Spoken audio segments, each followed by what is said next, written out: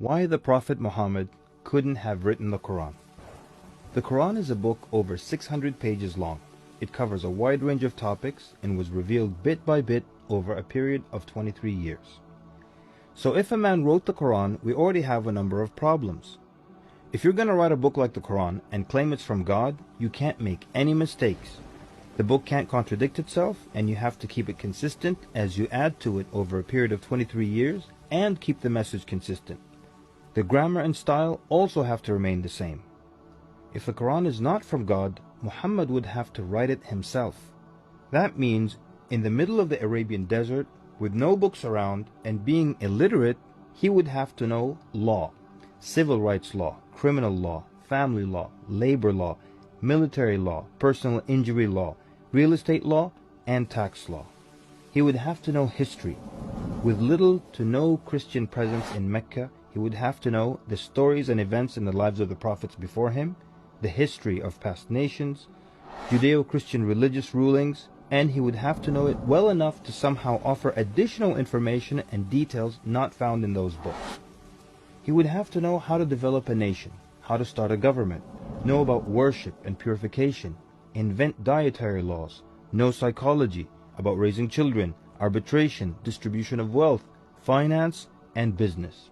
In the area of science, he would have to know embryology, oceanography, about plate tectonics, cloud formation, UV rays, know about plants, mountains, bees, the human brain, the Big Bang, and the expansion of the universe.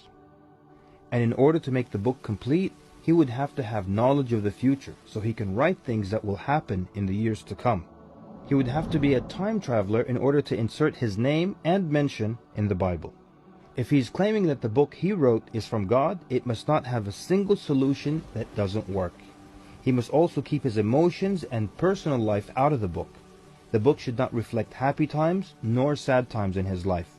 The writing should not become cheerful and optimistic, nor sad and gloomy as if a human wrote it. But when you read the Qur'an cover to cover, you can't sense when his wife died, when his daughters got married, when his grandchildren were born, when he was victorious, and when he was defeated.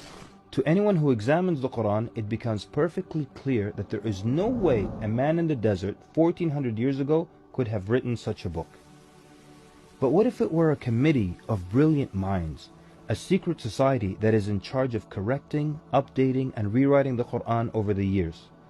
Their job would be to make sure that the book appears to be accurate, has no mistakes or contradictions, and to keep updating it to agree with science and the changing world. If that were the case, then there would be other versions of the Qur'an. Due to edits and improvements, we would have new edited versions and old versions with mistakes. You would be able to detect different writing styles and influences from the different authors. The problem with all of that is, there is only one Qur'an. So one man didn't write it, and a committee didn't edit it, so where did it come from? What if clever devils dictated and influenced a man to write the Qur'an? The question then would be, what kind of devil calls to good behavior, worshipping God, honoring Jesus, giving to the poor, and warns of the devil? Any way you analyze the Qur'an, you come to a clear conclusion. It could not have been written by a committee, a devil, nor the Prophet Muhammad. Since it's impossible for Muhammad to have written it, then that means he was truthful in that it is from God. If it is from God, that means he was a genuine prophet. And if he's a genuine prophet, then his message should be heeded and obeyed.